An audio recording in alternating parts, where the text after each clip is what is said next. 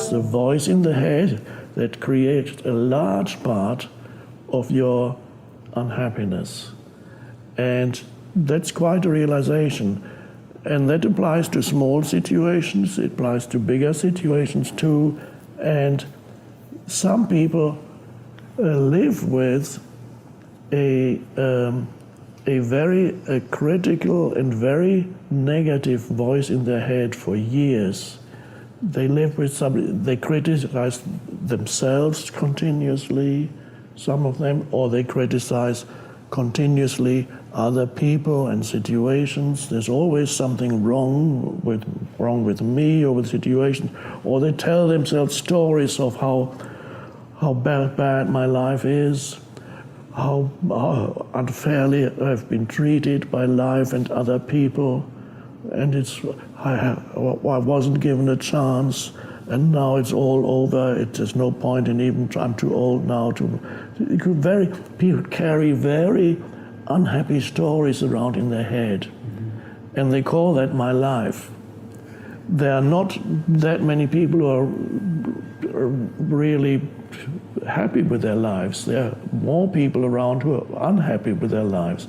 My life didn't go the way it was meant to go. It didn't go the way I was expecting it to go. Many things went wrong, and so people carry unhappy stories, and they derive their sense of identity from the unhappy story. Not realizing that it's an unhappy story, they call it me and my life. So that is and nobody has pointed out to them this is not. It does not have to be that way. You can become aware of the stories that you're telling yourself, the stories that give you your sense of your unhappy sense of self, and realize these are certain thoughts. I call it thoughts that create what we call your life situation. Your life situation, your past and your so-called future.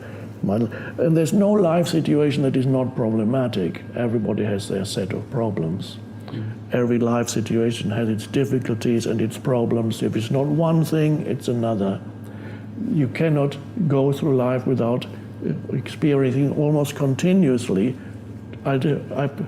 problems, the word that I prefer is challenges.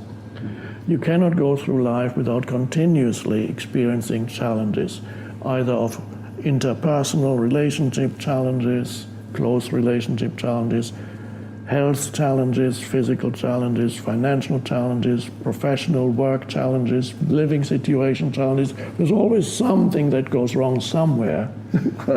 So that's only to be expected. But this does not have to evolve into an unhappy story of me and my life. So you're able to differentiate between the story of my life, my so-called life, my life situation, and life. So in The Power of Now, I write about the importance of distinguishing between what is your life situation, which includes all your problems and your past and all those things. That's fine, that exists. But in addition to your life situation, which exists in time, past and future, there's something more vital, and I call that your life. Now, your life situation, as I said, exists in time, but your life is now. So if your attention moves into the present moment, it's a little bit like waking up out of this dream of continuous thinking, useless thinking, not constructive thinking, useless thinking that tells you how unhappy you are. So that kind of thinking that creates an unhappy, fictitious mental entity that you think is you, useless thinking. You step out of that, which is almost like a dream of hypnotic trance of useless thinking. You step out of that, and suddenly it's a bit like somebody who's waking up from a dream, And this is why we use spiritually, we use the term awakening. It's used in many traditions, spiritual awakening. You wake up out of this stream of thinking into the present moment. So you suddenly become alert, and a moment ago you were still thinking about how awful your life is. That's your life situation. Maybe it is awful, but that's an interpretation. There's your life situation. What about your life? What do you mean by life? Well, this moment is your life. Your life is always this moment. Is there anything wrong with this moment? A question I ask in the Power of Now. What is your problem right now? If you're really present, because you come into the present moment, which is all there ever is.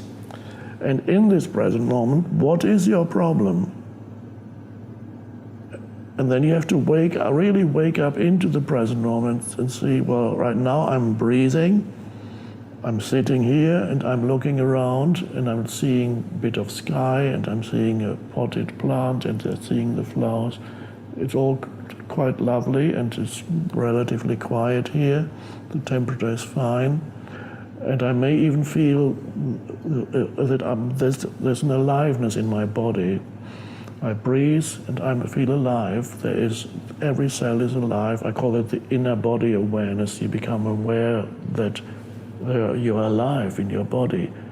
So you're stepping out of your mind, you're stepping into sense perceptions, come to your senses, and you also come into your body. And then you're now in the present moment. That's your life.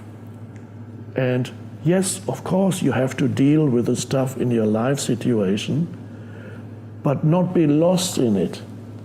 You deal with it when the moment comes, when you're able to take action or do something, then you deal with it. But you're no longer lost in it, and you're no longer completely absorbed by this unhappy pseudo-identity that's created by useless thinking. So you come into the present moment. This is your life, and the rest is your life situation. And then after a while you're able to balance. You're dealing with your life situation and experiencing life directly, and then beginning to appreciate the present moment and realizing that is actually quite wonderful.